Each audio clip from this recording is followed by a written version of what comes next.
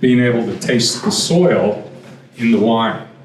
And so we did a blind tasting, maybe Joe remembers this. We did a blind tasting, we had 4 wines, and she got the soil type correct on every one of them. It was quite remarkable. Okay, so just to recap from this morning, I think the key takeaways for me are, one, that functioning ecosystems depend on the holobiont. They depend on the relationship of the plant, in our case vines, but also trees in the landscape, with microbes. And these relationships have been forged over 400 million years. So even though evolution works relatively slowly, although sometimes very quickly, as in several generations, think pesticide resistance, they've had a long time to work out what really works and what doesn't. And so we should be taking advantage of that fact. Things that we do, particularly our vineyard management practices, our selection of vine types and that kind of stuff, can make those better or make them worse. And so part of the learning is, in a particular context, what does what? And that really depends on your own observation. And then, one thing that comes up a lot is people accuse me of just trying to throw out all the good things that humans do and go back to the way things always were. We will never go back to the way things always were. Too many species are gone. They're extinct. What we try to do here is nudge the ecosystem in ways that benefit us without destroying it, without disregarding it, without killing it. And so that's sort of what that point is. There was a question this morning, and maybe Kelly wants to answer this as well.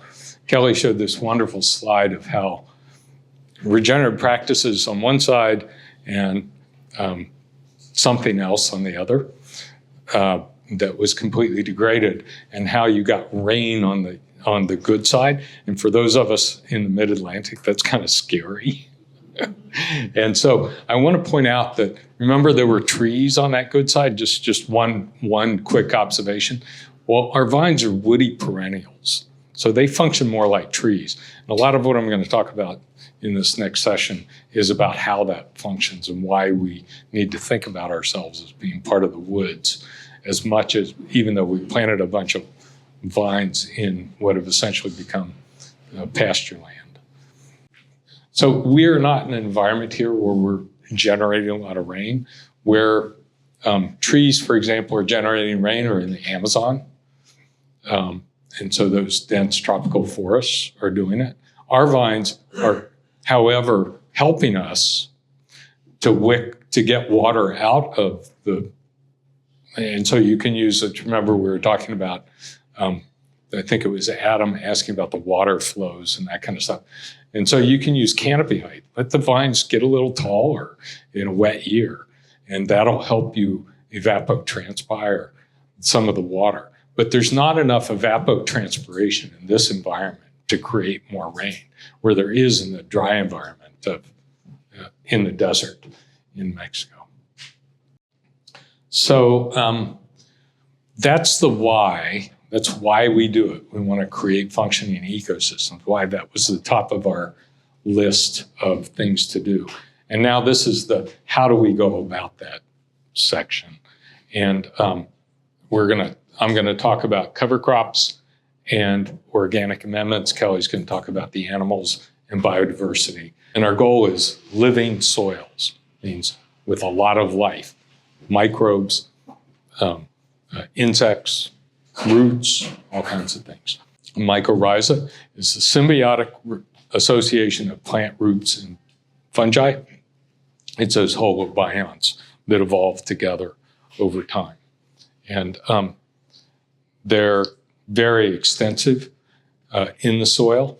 the mycorrhiza fungi are actually reaching out that extend the reach of the roots for water and nutrients by about tenfold.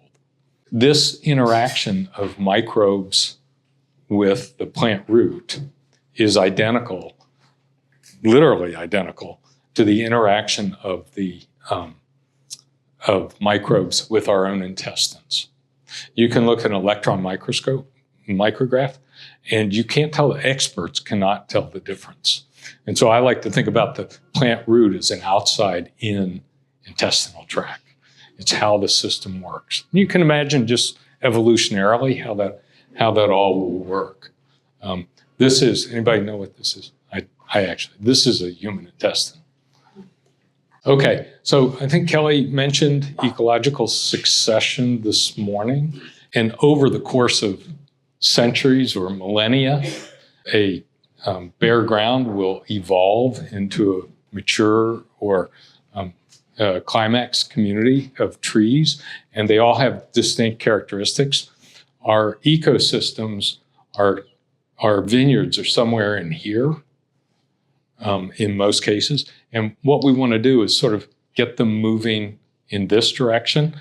And so we think about the vineyard, which is relatively low-lying, more shrubby kinds of things. It's, in fact, grapevines are really naturally crawly. They don't always climb. They're always looking for sun.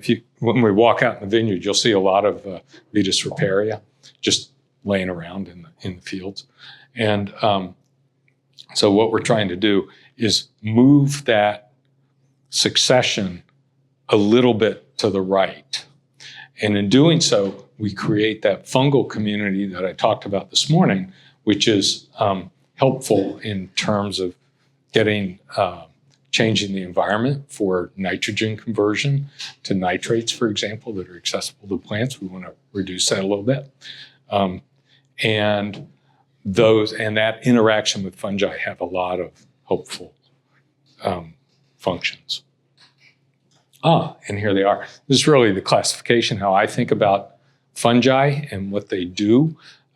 We spend almost all of our time thinking about pathogens, but there are other things involved.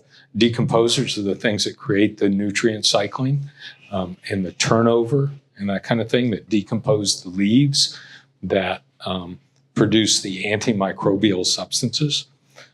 So penicillium, for example, which produces wonderful cheese, blue cheese is penicillium, but it also breaks stuff down.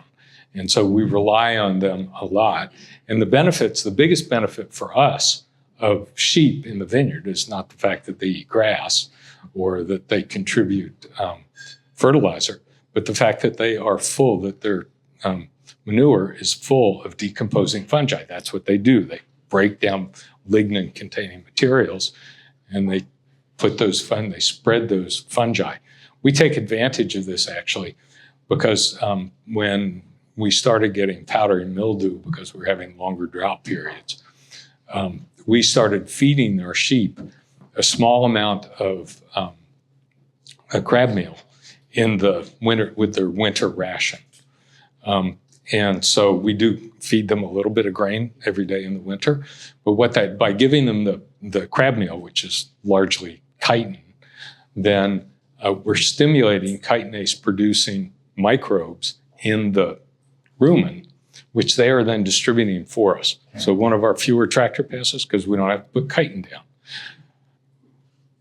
The downy mildew, we haven't had downy mildew in the vineyard since we started doing that.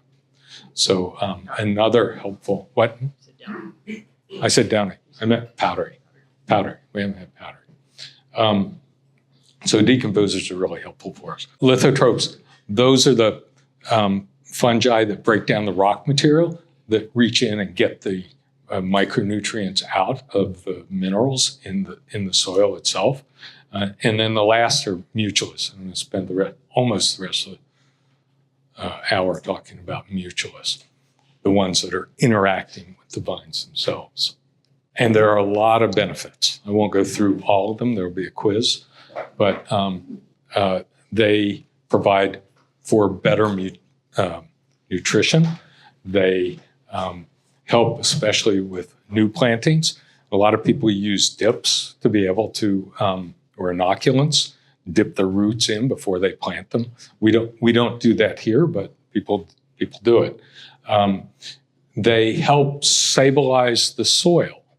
We were talking about glomalin this morning. This is how carbon is sequestered and so forth. There are physical advantages to us, but we were talking this morning about copper toxicity with the animals. And so, but this stabilizes the copper, so it's not available to the animals. If you're going on the Eastern Shore, I don't think we have anybody from the Eastern Shore. Anybody have trouble with saline? That's one of the advantages. Healthy plant metabolism, we talked about that already. And also the mycorrhizal networking. What's been shown now, I think conclusively, both in ectomycorrhizae, which is what the Suzanne Simard, anybody know Suzanne's living, what's the name of her book? Suzanne Simard, the scientist from British Columbia, who talks about the trees and how they, communicate with each other. And having good mycorrhizal fungi, they communicate with each other. So when that insect bites the leaf of the Sauvignon, the mycorrhizae transmit a chemical signal. It's all just sort of normal stuff that happens in our own brains. They transmit a signal, and it will tell the neighboring vines, oh, get your defenses ready because there's a harmful insect in the vicinity. So let's get those phenolics going. Let's get that vitamin C. And so that sort of networking occurs too. There are two types of mycorrhizal fungi. One ectomycorrhizal fungi, the other endo. And the ones that we think about most are arbuscular mycorrhizal fungi. Ecto, outside, they line the outside of the root and they protect it. Those are mostly in softwood trees. We'll see that in a minute. Arbuscular mycorrhizal fungi actually burrow into the root and actually go intracellularly in the root. And so they're having this direct communication. And those are two different types, and they have different plant affiliations. So grapevines are in this list, arbuscular mycorrhizal fungi, along with a lot of our agricultural crops. Ecto are largely around a group of trees, but they both function within a system. It's pretty promiscuous in terms of what's working there. And then there are a set of plants like brassicas, for example, buckwheat, knotweed, dock. We have tons of dock out here that are have no association.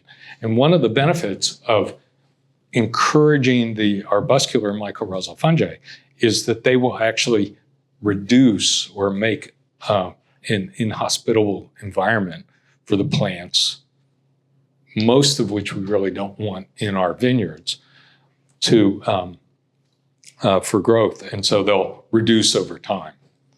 And as you know, things like a dock will spread pretty quickly if you don't do something about it. Of course, the reverse is also true.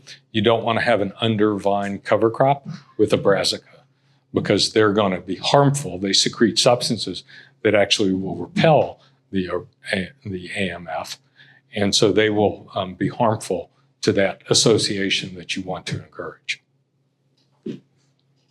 And so we spend a lot of our effort in the vineyard thinking about how to establish and maintain that healthy mycorrhizosphere. And the principles are all the things that you've heard about, which are the principles of regenerative agriculture. Don't disturb the soil or minimize soil disturbance. I talked about inoculants. We want to feed the fungi, and that's by creating as much as we can within the vineyard that sort of woods edge sort of environment in terms of what the fungi are going to eat. So we're providing more woody material, for example. We create more diversification of the plant life and incorporate the livestock. When we started getting interesting, Polly and I had this slight love affair with starting to manage the vineyard with horses. And Jean-Michel established, they have 90 hectare in Pontet-Canet, and it's only farmed with horses. And there are advantages to horses. I mean, horse manure is fine. The disturbance we were talking about, hooves having disturbance, actually that little bit of disturbance is good because it distributes the minerals and the fertilizers. It also helps with if you're growing annuals, spontaneously seeding annuals that come back every year, you're getting better soil seed contact. And so having some disturbance is helpful.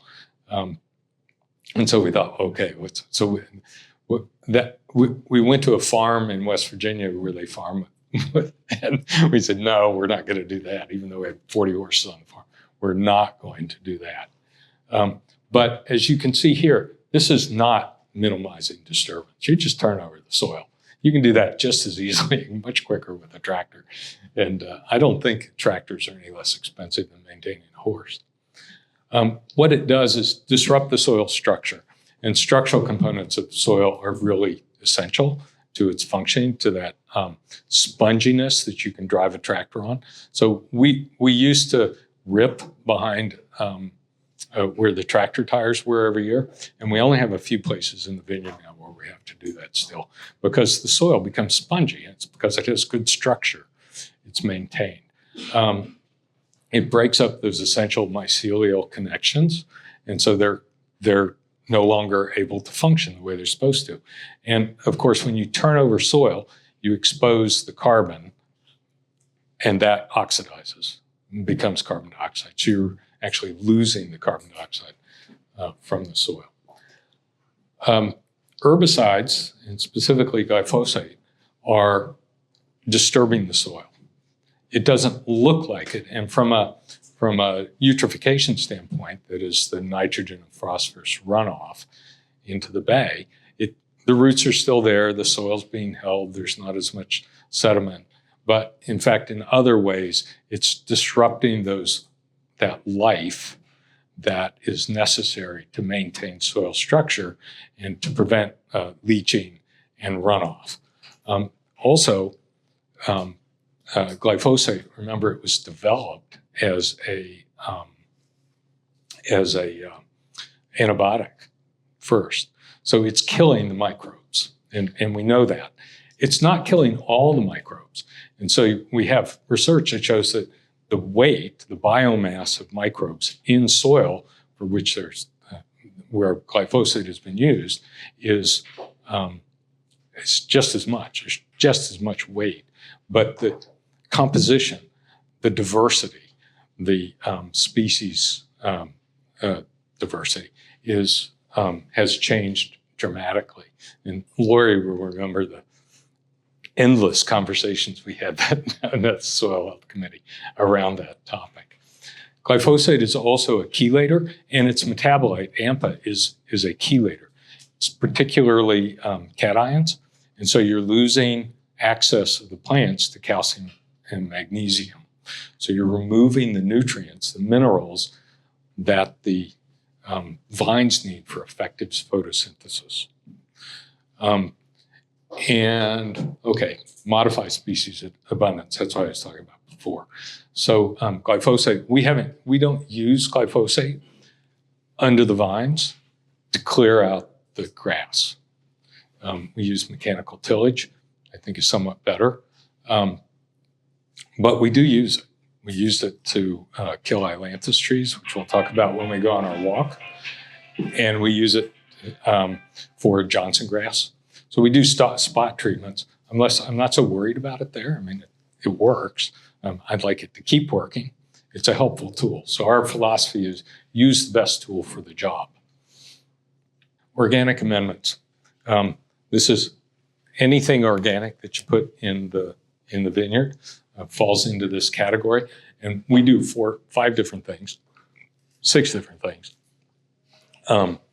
the main one is compost, and we'll walk by our compost pile, which we haven't worked on. I don't think we've turned it in a while. But we start building our compost. A local tree company bringing us ramial wood chips. Ramial wood chips are branches that are 2 or 3 inches or less, and that gives them a higher composition of sapwood to heartwood. And so there are more nutrients and more goodies in that stuff. And they chip it, and we just make a windrow out of it. Then we use, we supplement that with duckweed, and we'll talk more about that, but we have more than enough duckweed, and it's a wonderful plant. And we also inoculate it with indigenous microorganisms. I'll show you that. Our goal for our compost, and you'll see a lot of people on the East Coast. I think a couple of you work with Mark Chen. I remember when I told him we were doing this, he said, "Oh no, don't ever put compost in your vineyard. You'll get a flush of vigor." And it's because people were using horse and cow manure, and so which had a carbon nitrogen ratio of 15-1 or 20-1. But when it's higher, and we aim for 38 to 40-1, the nitrogen and the carbon are balancing out. You're not using the nitrogen to stimulate that vigor. We also have started mulching our pruning wood in situ. We used to move it out because we wanted to get rid of all the inoculum. But those are great sources of ramial wood chips, and we'd like to keep it there. And I'll show you in a little bit why that's a really good idea from a vaccination standpoint. And then the livestock. Okay, ramial wood chip compost. I said what these are. High proportion sapwood. I got ahead of myself. We season it for about 2 years, minimum 1 year. It takes a long time to break down that woody material. And so you really do have to let it mature to be able to release the nutrients that you want, to be able to release the carbon. Things are still in the vacuoles and that kind of stuff. And preferably too, you also want to allow the arbuscular mycorrhizal fungi to grow. I mean, you're basically culturing them. And then we turn it 3 or 4 times a year. So it's not like a hot compost, it's a cold compost. And if you're not putting weed seeds, in other words, you're not using horse manure or cow manure, if you're not putting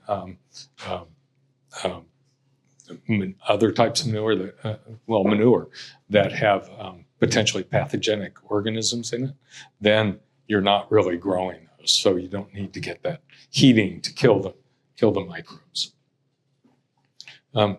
We also, when we have some vine prunings here, it's sort of the little bit of mess that didn't get cut up during the mulching process. Duckweed. We have a love affair with duckweed on the farm. We have a pond, and I actually took this last week, so it's covered in duckweed, and we hate it. It's ugly. You can't see the pond, and it's no fun to swim in. It kills the fish. I mean, it can be really disruptive. But it does have a good characteristic, which is it's a accumulator of nitrogen and phosphorus, which are runoff from our horse pastures. And so and you can see just where it comes in. And so it covers the pond in the summertime. And so a couple of years ago, we started to harvest it. And we were using pool skimmers.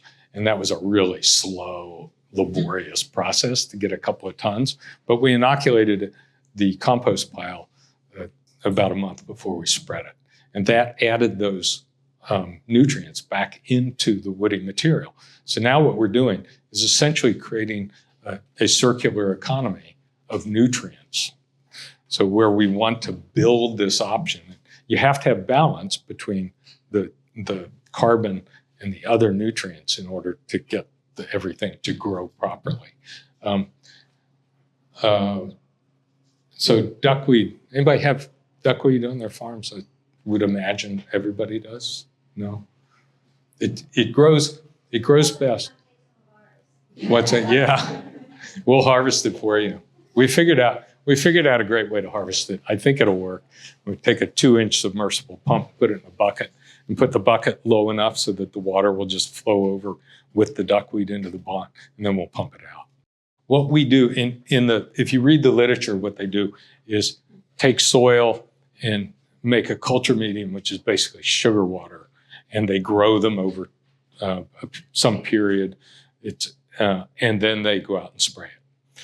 What we do is when we're building a compost pile, I go out in the woods, so we're compost piles there. I go out in the woods behind, and poplar trees are associate heavily with AMF. So I try to find really healthy looking poplar trees, and I go take soil and fill up a couple of 5-gallon buckets and just spread it on top of the compost pile. And then we build our windrow with the skid loader. So that is now inoculating.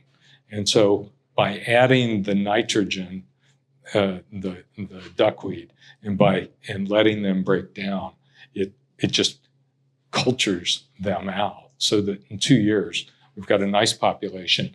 And here you can see the mycelial growth that has occurred over on the wood chips. And when it gets to this point, we like it. And so it's broken down. We have a good microbial culture, and then we'll spread it. And we have a small manure spreader that works just fine. We also mulch our pruning material in place. And one of the benefits from this is that the inoculum, the downy mildew in particular, and the botrytis and that kind of stuff that is set up in the leaves and in the pruning wood is now in contact with the soil. It's transferred to the soil, it's overwintering. And there's a really important experiment that was done, I think this was done at Jena, outside Frankfurt. The Jena experiment, 23-year continuous experiment of plant diversity. And one of the things they did was, okay, well, what do you do? If you inoculate the soil in the first year, this is Arabidopsis. It's a tiny little plant pot. You have very limited microbial diversity in that soil, and the plants die. And so here's that mortality. If you then take out the old plants, plant again, the second year around, you get much less death. And even if you inoculate with the pathogen, and this is downy mildew that they're inoculating with, you get much less of a spike. So what you're doing is stimulating, just like the chitin stimulates the chitinase-producing enzymes in the rumen. This is doing the same thing. You're stimulating the particular immune cells, the particular microbes that are secreting specific microbes for the problem that you have. And so this will reduce over time. And this effect is driven by a shift in they call it the metabolome. It's driven by a shift in the changes in the plant in those micronutrients. So of the phenolics and so forth. And so you can see, and I'm just going to call your attention here, short chain organic acids get shifted to long chain organic acids. And anybody know what an example of a long chain organic acid? 6 or more carbons? Vitamin C. That vitamin C, by the way, is, if none of this worked in grapevines, I'd be sad. And if we couldn't have grapes, I'd be sad. But what's really important is that this shift is also occurring in peas and beans. And David Montgomery has done some experiments with Gabe Brown and comparing side-by-side fields when managed regeneratively. So from a food and a human health standpoint, this is really important stuff. there's a wide range of practices. It's like you can do everything from mown grass to all kinds of planting things, and it's get your cover crop mix and that kind of stuff, to what we do, which is spontaneously growing native and naturalized grasses and forbs. Other word, weeds. We did try for many years to do seeded cover crops. And there are advantages. For example, if you have a known problem like compaction, you can get your radishes and get them down there and break up the compaction. That's great. But it's expensive. This bag was $1,100, I think. I can't remember. We used 11 different species.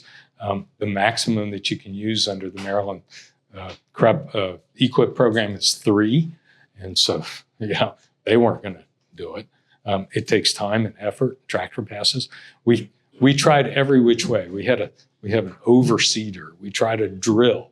We tried to scalp the grass with the hammer mower before we could, and we still couldn't get anything to grow. It was crazy. And it was all because we had this competition from the Native Seed Bank. And I was with Ray Weil. Ray was on the committee with us. And I was telling him about this problem. He said, why are you trying to plant anything? You're 100% cover as it is. Oh, yeah. Right. So, so we were trying 11 different species. If we go out, if we sort of randomly put 1 meter, did 1 meter surveys, we would find somewhere in the neighborhood of 30 different species. Over the course of the year, we may be at the level that Piscinus has, but we would find a lot of different species of grasses and forbs. And that polyculture also has a lot of benefits. This is also from Jena. This is the summary of all of their studies over the first 20 years or so. And they've done multiple different assessments. Is how many times they measured this. Production is up, yield is up, the microbial diversity is up, nutrient turnover is up, reduces pathogen levels. I mean, all kinds of really beneficial effects from having polyculture in the mix. So at Jena, they're going from one cover crop, from one crop in association with their agronomic crop to 60. And they're getting these effects. Across the way, a few miles from here, they're doing the same thing in forests, and they're having exactly the same findings. If they have one tree, if they have a single species of tree in a plot smaller than this room, they get a certain little growth over 8 years. Well, how big? A couple inches, Paul, that we saw? Yeah, couple of inches. If they have 12 different trees in that plot, it's 8 inches.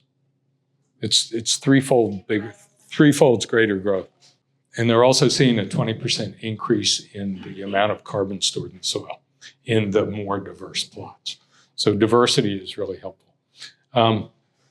Also, there was some, it's really nice to see the science starting to catch up with what we've been doing, because a lot of this was based upon these sort of unnatural experiments at Jena. But in a vineyard in Mendoza, admittedly it's Mendoza, comparing spontaneously growing cover crops to seeded cover crops, spontaneously growing results in better carbon sequestration, for example. So they're also very happy with it. Having that diversity of crops, whether you plant them or they're spontaneously growing, has a number of benefits. And so you've got a whole bunch of, when you have this different root depth and so forth. Oh, let me just start. Well, how do you get it? First of all, and it's different species of plants. It's whether they're perennials or annuals. If they're annuals, obviously they don't have time to get down. Whether they're native or introduced. Natives tend to go deeper. It's one of the advantages of native plants. They're sort of more adapted to the ecosystem again. And you can tell how deep they're going to go roughly by the size of it, by the amount of above ground growth.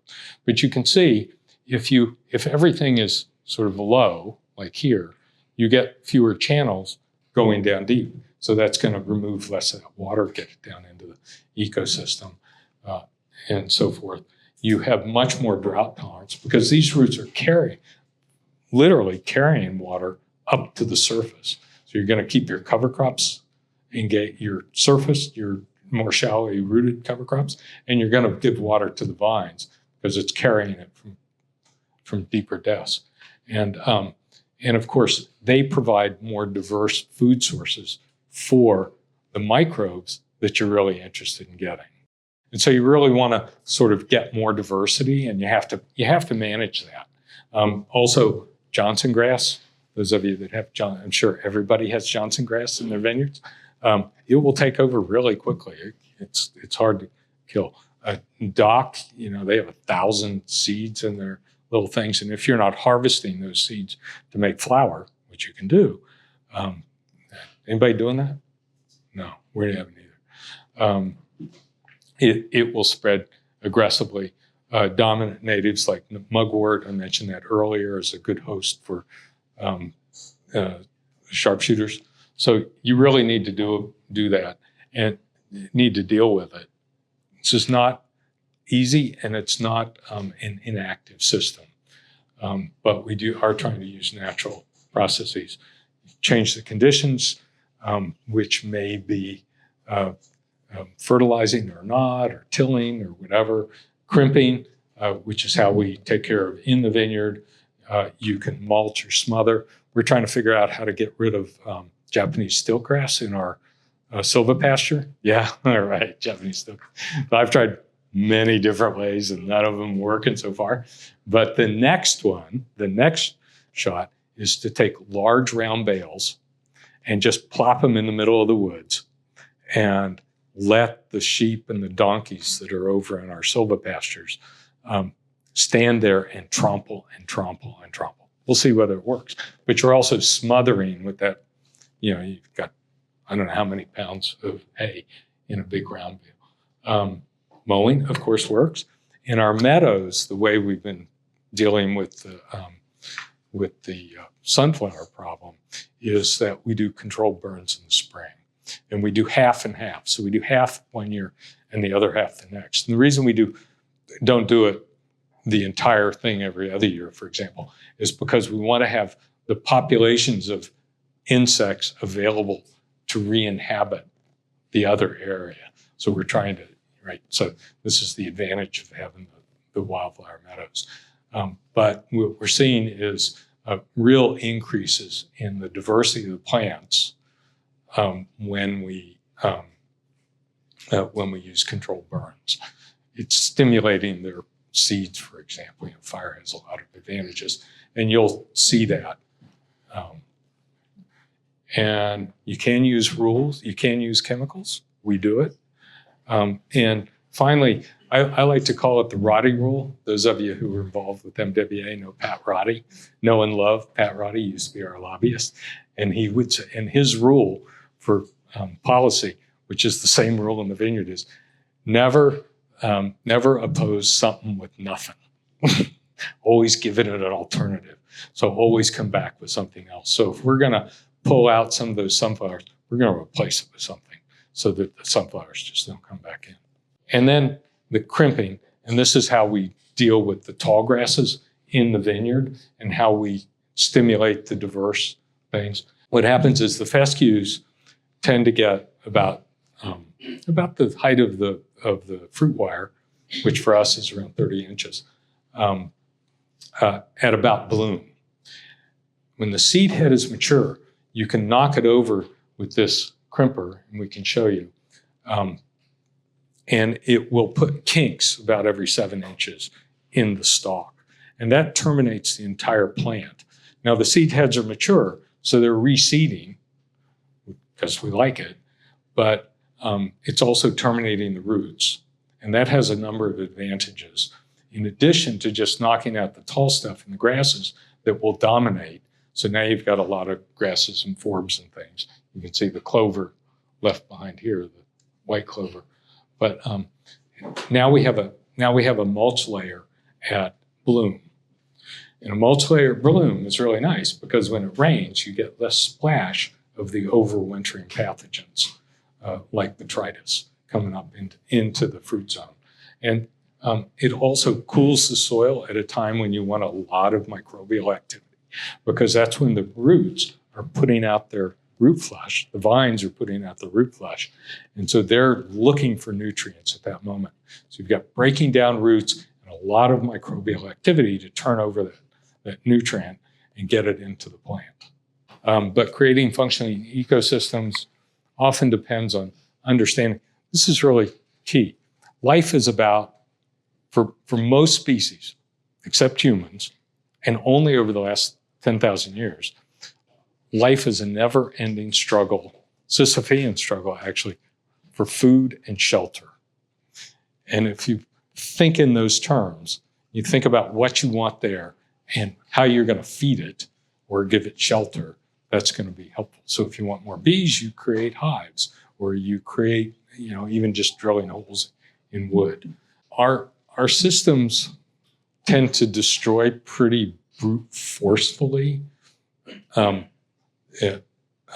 the naturally functioning ecosystems. We're really lucky that there are many natural predators of sharpshooters. And so you don't have to have a lot. What you do have to have is at least one. And so you'd like to have redundancy in the system, because then if that one has a bad year, you will get, something else will take over for it. It's a little bit why having a diverse vineyard species in Maryland is really helpful, because some years the Cabernet does well and some years it doesn't. And so you're always able to have some production, even if one spot doesn't. And it's actually, I like to think of the vineyard as sort of a semi-natural habitat, not a real natural one, in the sense it's the way it was 500 years ago, but semi-natural. And it's actually, what I've told you isn't all that hard once you sort of get it down. And so it's pretty straightforward. It's just thinking about what are you going to feed. And we don't always get it right. Learn from your mistakes. So